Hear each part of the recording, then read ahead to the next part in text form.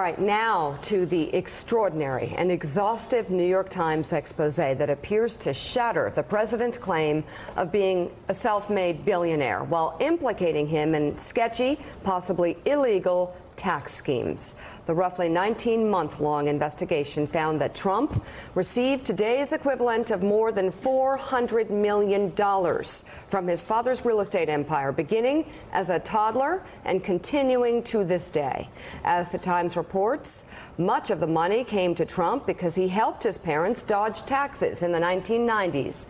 He and his siblings set up a sham corporation to disguise millions of dollars in gifts from their parents. Records and interviews show records indicate that Trump helped his father take improper tax deductions worth millions more.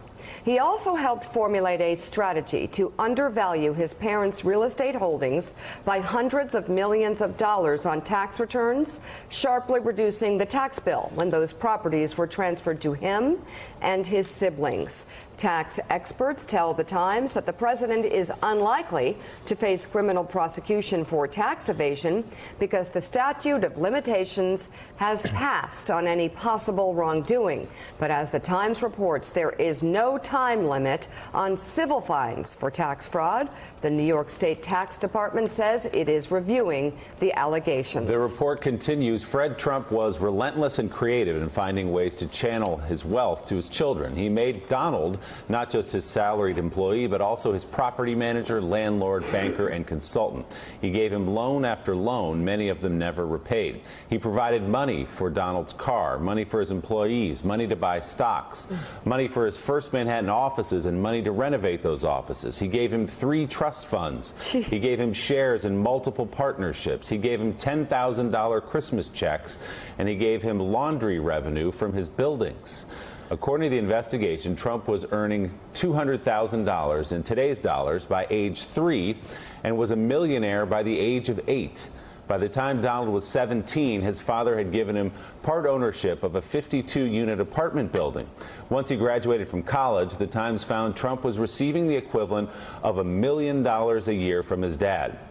That money reportedly increased over time to more than $5 million a year in his 40s and his 50s. According to the Times, the findings are based on interviews with Fred Trump's former employees, tens of thousands of pages of confidential records, bank statements, financial audits, accounting ledgers, cash disbursement reports, invoices, and canceled checks, as well as public records like mortgages, deeds, and civil court files. NBC News has not independently seen those documents or confirm the totality of the Times reporting. Nick Confessori, for the record, Donald Trump's camp says the story is false and highly defamatory, but does say these tax matters were handled by other members of the Trump family and tax lawyers, not by Donald himself. No, right.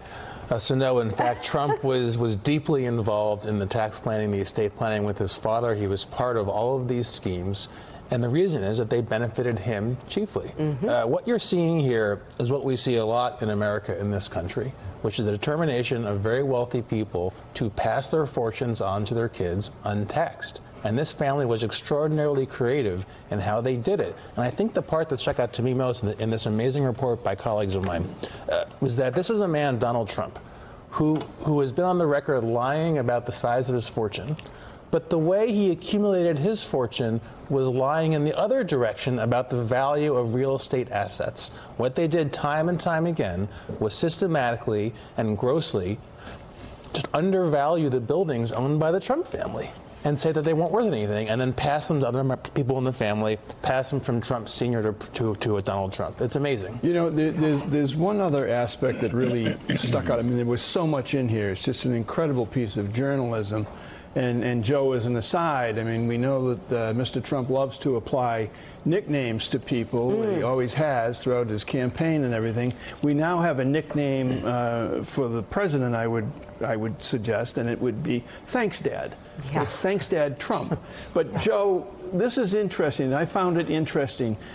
Way down in this piece, and it deserves to be read by everyone, it gets to who Donald Trump really is. It builds up the case and points out like how many times Trump's father, Fred, afforded him the opportunity, gave him all sorts of money to bail him out of certain difficult financial situations that Donald Trump had buried himself in. And here's the paragraph.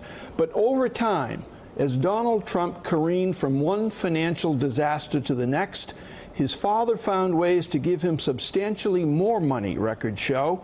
Even so, in 1990, according to previously secret depositions, Mr. Trump tried to have his father's will rewritten in a way that Fred Trump, alarmed and angered, feared could result in his empires being used to bail out his son's failing businesses. So in addition to being a tax cheat, a fraud, and a crook, we find out from the New York Times and all of this material that they've provided that Donald Trump was also a scheming son. Who was, according to the report, scheming to change his father's will to bail himself out in a way that scared his father. I mean, more than a few people have gone to jail for that. You know, Eddie Glaude, though, this doesn't really surprise, I'm sure, doesn't surprise you, doesn't surprise many people, that the entire myth that Donald Trump has tried to create around himself, this billionaire deal maker who started with very little, said, you know, it was hard. Every step of the way, his life has been hard. It's just his entire life story is built on a lie. This kid was treated like the Queen's version of Richie Rich. He's got, you know, millions of dollars by the time he's 8 years old because Daddy gave him the money. Daddy kept pouring more money into his bank accounts when he got in trouble, when he proved that he actually wasn't a good businessman, and then finally goes to Atlantic City and completely blows all of his father's money, the hundreds of millions of dollars that his father transferred to him. Goes bankrupt, $9 billion, by his own claims, bankrupt $9 billion. And chances are very good that he's exaggerating what he's worth now, and he's probably worth less than he was when his father gave him all that money. Yes, Joe, 3 quick points. One, we know that he wasn't just simply born with a gold spoon in his mouth, but a platinum spoon in his mouth. And he blew his inheritance in interesting sorts of ways. 2, I'm reminded of Herman Melville's 1857 novel, The Confidence Man. Mm-hmm. And that's what Donald Trump is, since he invoked the phrase a while back. You know, everything about him, his own biography, the way in which he presents himself, he is a confidence man, selling a particular kind of snake oil to the country and to anyone who believe him, who might believe him. And what's interesting in the New York Times piece, the Times even admits that it was complicit in building this image of him, that he sold this to them and to other people in the press. And then lastly, what is, I think, important here, Joe, is that we see this history, this pattern. It's almost inherited. Tax fraud, right? Tax evasion, a kind of crookedness, as Mike laid out. We see it passed on to him, which means it's even more important that we should see his tax forms, right? Because more than likely, what he learned from his dad, we will find he did himself, and he continues to do. Yeah, some would call this, it matches the profile of a man who has grown up with no responsibility, just awash in cash, no sense of right and wrong, and brings his sham to the presidency, where ultimately, possibly, the emperor will have no clothes. An attorney for the president released the following statement. The New York Times, well, because you know what I'm saying. Yeah, we're right? just laughing at Joe's reaction to your true comment. No. Is that bad? You know, Willie and I are gonna have to talk about that this weekend at the Holiday Inn while we're smoking. We're gonna need a few extra cartons of those Camel Unfiltered for that one. Couple of extra cartons, and this weekend, again, a great coincidence, but we're talking about Melville, and not the Melville book you would think, but The Confidence Man. All right. The New York Times allegations of fraud and tax evasion are 100% false, the White House says, and highly defamatory. It was his attorney. There was no fraud or tax evasion by anyone. The facts upon which the Times bases its false allegations are extremely inaccurate.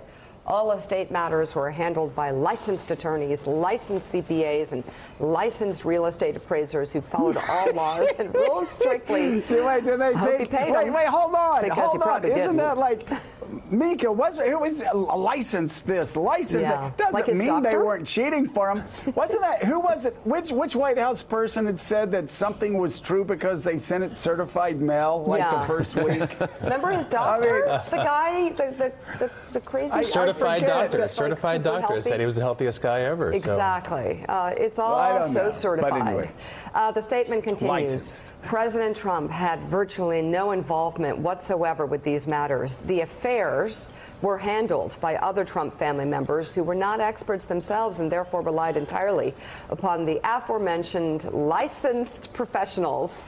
Should the Times state or imply that President Trump participated in fraud, tax evasion, or any other crime, it will be exposing itself to, he's going to sue them, there you go, to substantial liability and damages for defamation. Where have we heard that before? Go ahead, Mike. Daniel Goldman, let me ask you, Donald Trump's sister, Mary Ann, is a sitting federal judge. What if her name is on any of these tax returns that have been filed over the years that constitute fraud? Well, we would run into a situation where the only way that a judge can be removed is technically through impeachment. But if there is misconduct by Marianne Trump, and we don't know at all whether there is at this point, then it would be referred to a judicial committee to look into it in order to assess it. I mean, what we're seeing in this piece, I think that's interesting, is you guys have really pinpointed some of the hypocrisy of Donald Trump being a self-made man on the campaign trail, whereas in reality his father was his lifeline for all of his poor business dealings. But from a legal perspective, you see overinflated invoices, like you would have a contractor give an invoice to a subcontractor and then overinflate the work so that they could get a kickback. That's essentially what some of the allegations are. There are bogus loans that is a hallmark of fraud, where you say, I'll give you a loan, and then it just is never paid back. It's not actually a loan. There's a story about his father dumping $3.3 million of casino chips at his one of his casinos to give him enough operating cash to meet all of his needs. And then the other thing that's really interesting, and you pointed out earlier, is there are different representations of the value of his properties in official filings. So they undervalue it when it's convenient, and then they overvalue the same property when it's convenient as well. And that's another hallmark of fraud. None of this can be charged criminally because it's statute of limitations, but certainly the IRS could go back and look at it from a civil perspective. So, Yamiche, you've been doing a lot of reporting on Trump supporters, and in fact, Trump voters' steadfast support for Donald J. Trump, regardless of what they may see in the news. This is the sort of story that might impact past presidents, but will it even raise an eyebrow in Trump country? Well, I think what we really see is that this is about the myth of the American dream. And there are people that will look at this and say, well, wouldn't anybody want their dad to give them millions of dollars? Isn't this what you want for your children, for you to be able to fund them and to have their dreams come true? And when they mess up, to help them out and be the safety net for your child. So I think in some ways I read that story and thought, oh, well, this would in some ways want to be what we think the American dream is. Of course, the problem is that President Trump built this entire brand on this idea that he pulled himself up by his bootstraps, and so many of his supporters I talk to say that's what's so appealing about him, the fact that I could be Donald Trump, that anybody could be Donald Trump, when in fact anybody can't be Donald Trump because you would need a parent to be funneling money to you back to back. I think the other thing that's important is that this is someone who's now in charge of policy. His administration has said through Ben Carson that poverty is a state of mind, and they are making policies, rewriting the tax code, doing all these things that in this way, thinking that people are somehow not working hard enough, and that's why you didn't become Donald Trump, when in reality it's because your dad didn't give you millions of dollars when you were 8 years old. And some people, when they go to Yale, their grandfather didn't go to Yale like Brett Kavanaugh, and as a result, not everyone might get into Yale because there's obviously thoughts given to legacy students. So what you have is a lot of people in this country thinking, I want to be like Donald Trump, and that's why I want to follow him. But in reality, you have to do a lot of stuff to do that. Well, and Yamiche, another problem, I think politically it may not raise its head politically in the midterms, but if Donald Trump seeks re-election, his story of being this great deal maker that, as he said in 2016, started with next to nothing, and it was every step of the way was hard for him.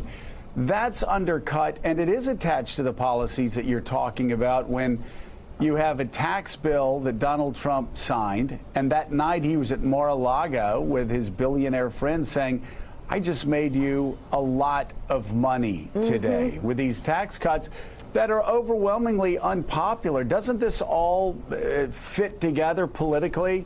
Donald Trump getting his money from his daddy, using illegal tax schemes, the rich getting richer, protecting themselves, while the poor are getting poor and the middle class are struggling. I mean, I think reading this story, Democrats are starting to find their talking points for 2020, because there's this idea now that you can say, when you think about the rich and the poor, Donald Trump was up there and he's been up there for a long time, and he's not looking out for you because he doesn't even understand what it would be to not have money because his father kept bailing him out. That idea also that he was trying to change his father's will, I think Democrats will probably be talking about that, saying not only was it someone who got money from his parents and really was continuing to be someone who was propped up, but then when his father's in his last days, in his last years, as he's, instead of saying thank you, Dad, for all that you've done, he's saying, you know what, I'm going to try to get a little bit more out of you. So when you think of the message of Bernie Sanders, who really his whole campaign was summed up by millionaires and billionaires, you can see that Democrats will now say, well, this is a millionaire and billionaire that not only is just gonna lie to you, but also is someone who's going to change the tax code in order to benefit his friends. So Dan Goldman, beyond being 9 pages of blowing up the myth of Donald Trump's personal story, there are legal questions in here, and the New York State Department of Taxation and Finance says it's going to look into all of this. Mayor de Blasio here in New York said he's authorized to look into all this. A lot of this stuff, though, if you read through it, is 43, 45 years old. Is there a possibility of criminal prosecution here? There's not a possibility of criminal prosecution for that stuff. And right. The stuff in the 90s, it's exceeded the statute of limitations. So where does this end up? And, well, I think what they would do is exactly what Eddie said, which is this is a starting point. And if someone is engaged in sort of activity and conspiring perhaps with his father to do it, then you start looking more recently. These are the means and methods that Donald Trump used to build his empire. There's no reason to think that he just stopped upon his father's death when he took everything over. So they will certainly be looking into that. And we should be clear, a lot of this stuff, while it seems shady and suspicious, is perfectly legal.